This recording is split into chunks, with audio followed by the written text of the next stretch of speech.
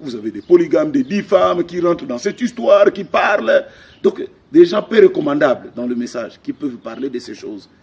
Des gens qui boivent l'alcool et tout et tout. Non, il faut que c'est un diabolique, il a dit des choses qu'il dit là, terminer la course et dans la forme physique. Complètement faux. D'abord en disant que Jésus-Christ a terminé sa course en entrant dans un homme qui était sa forme, et cet homme c'est William Marion Branham. Ça c'est complètement faux, c'est aussi un blasphème, parce que le Seigneur n'a pas encore terminé le travail.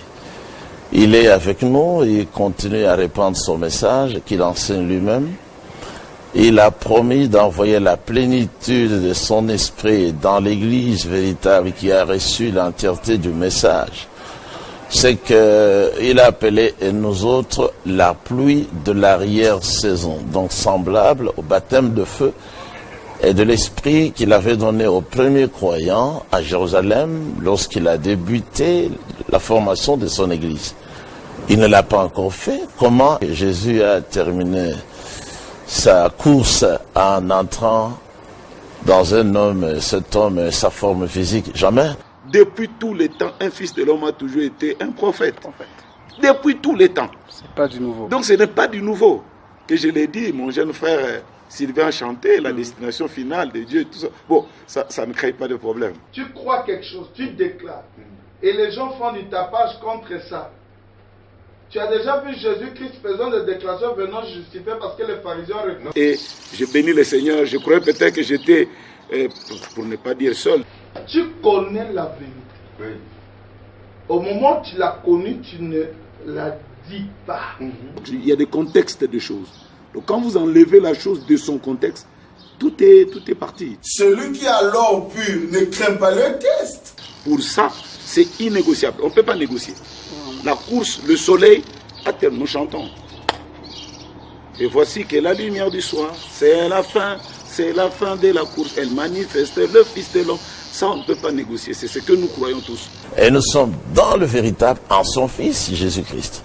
C'est lui le Dieu véritable et la vie éternelle. Mais William Branham, c'est un des 7 messagers en tant qu'étoile, le symbole qui était présenté à Yohanan dans l'Apocalypse, chapitre 1er, verset 16. Et vous dites, vous qui priez Jésus, que la plénitude de la divinité est entrée en frère Branham. La plénitude de la divinité peut entrer dans un pécheur. Ça ne veut pas dire que frère Branham est Dieu. Jésus a anéanti Moïse, Branham a anéanti Jésus. C'est difficile à voir. Lui-même a tiré beaucoup d'attention là-dessus.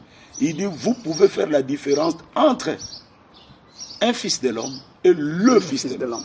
Un fils de l'homme vient révéler le fils de l'homme.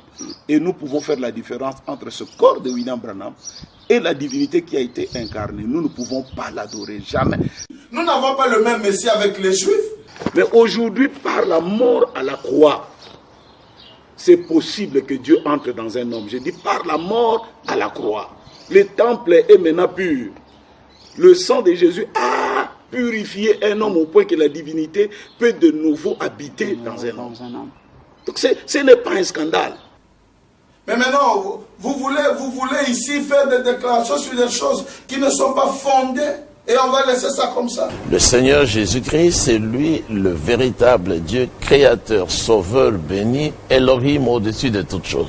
William Branham n'est pas le créateur, il n'a jamais créé. Il peut y avoir 2 créateurs. Jésus a créé Jésus-Christ. Le Seigneur Jésus-Christ, il a créé. Frère Branham dit non. Mais Branham a créé. Shalom du 12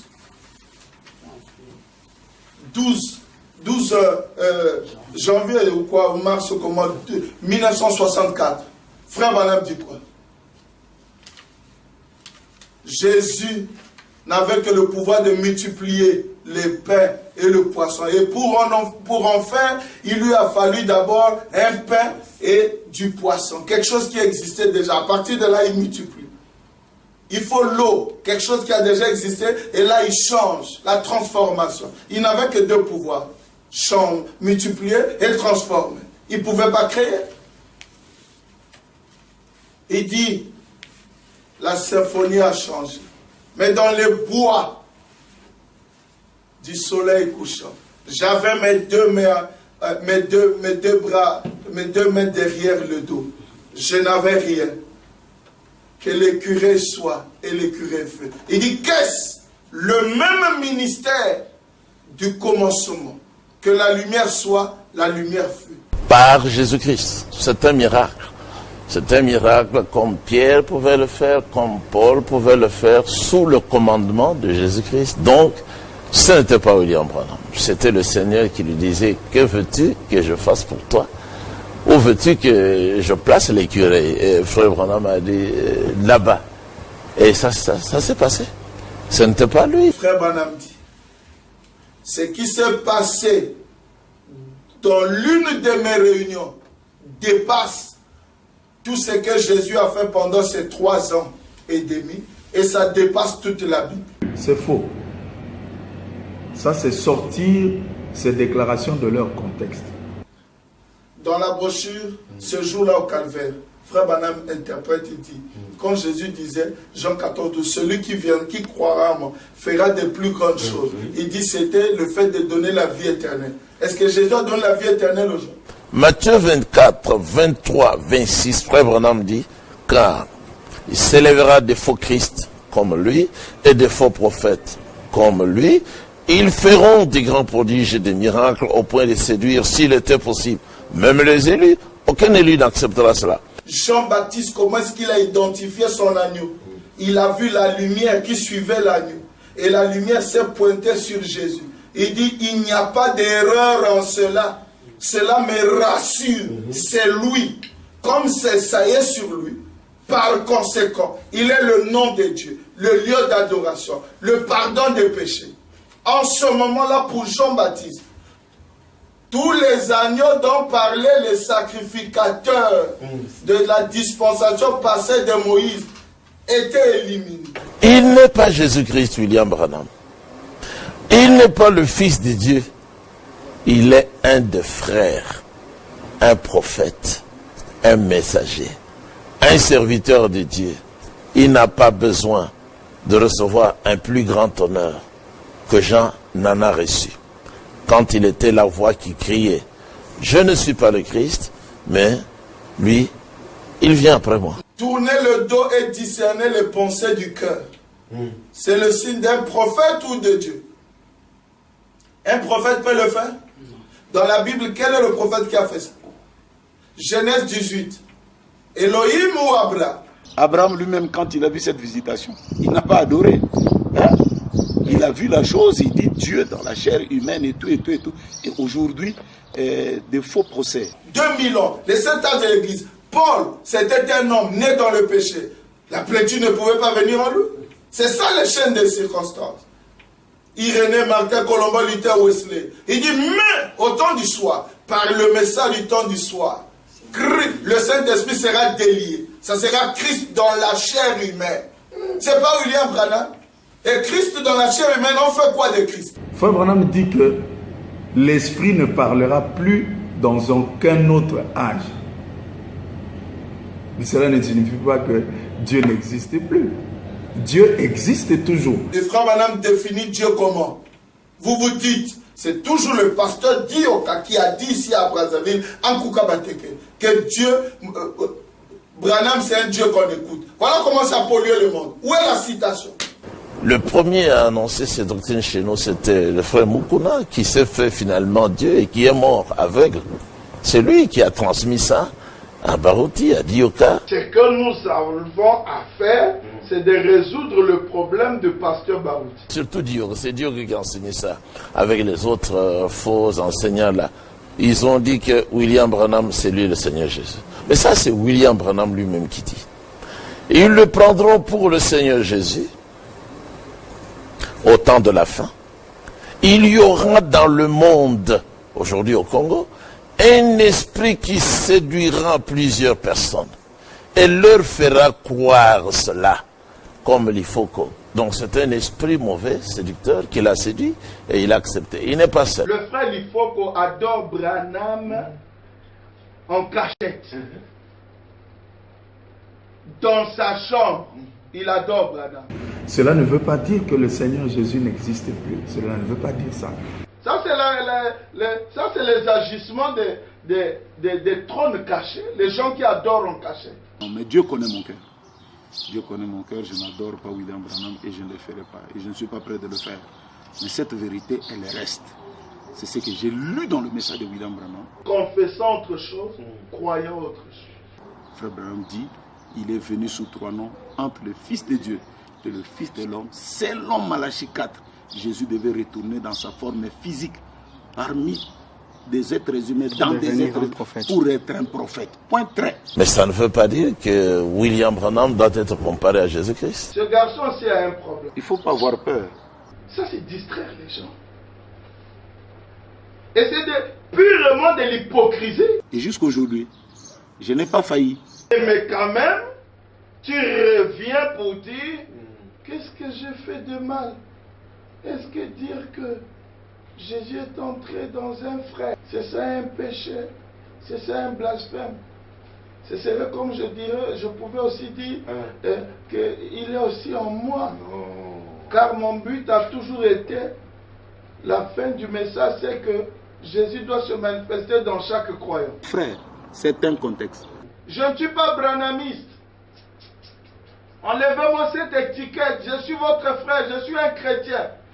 Dans le cœur, tu sais que c'est Jésus dans sa forme physique, appelé William Marion Branham. Mais moi-même, quand je prêche dans mon église, j'ai des bandes dans mon église, là où je démontre que la finalité de ce message, il faut que Jésus termine sa course dans les croyants.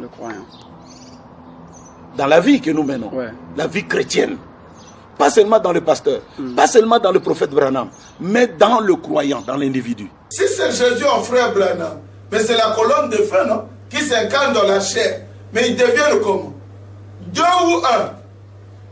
Vous, quand vous mariez vos brebis, la sœur et le frère, qui ne peuvent même pas entrer chacun dans l'autre, vous écrivez sur les voitures 1 plus 1 égale à combien? C'est pas 1. Maintenant, Branham et la colonne de feu, vous mettez égal à 2. Vous mettez égal à 2. Le lobo, il va soba. Lui-même a dit, à qui voulez-vous me comparer? Qui peut être mon semblable? Ça, c'est dans le prophète Yeshaya, chapitre 45, 46, 47. Lui seul, il est le créateur. Lui seul, il est le sauveur. En dehors de lui, ce sont des idoles. Je crois que ça ne devrait pas susciter beaucoup de débats. Ça ne devrait pas susciter toute la polémique que ça suscite. On ne lit pas le message comme un journal. Le Seigneur travaillait puissamment, mais avec un homme. Il a pris un homme qu'il a établi comme prophète et il l'a utilisé pour prêcher, pour faire des miracles, pour prier pour les malades. Ça ne veut pas dire que Frère Branham est Dieu.